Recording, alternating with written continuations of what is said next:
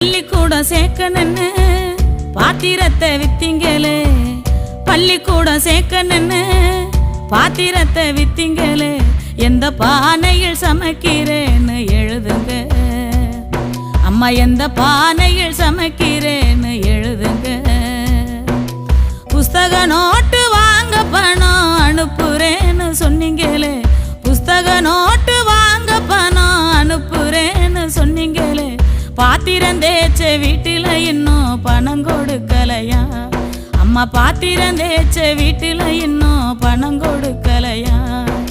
புஸ்தக நோட்டு வாங்கலன்னு வாத்தியார் தினமும் அடிக்கிறார், புஸ்தக நோட்டு வாங்கலன்னு வாத்தியார் தினமும் அடிக்கிறார்.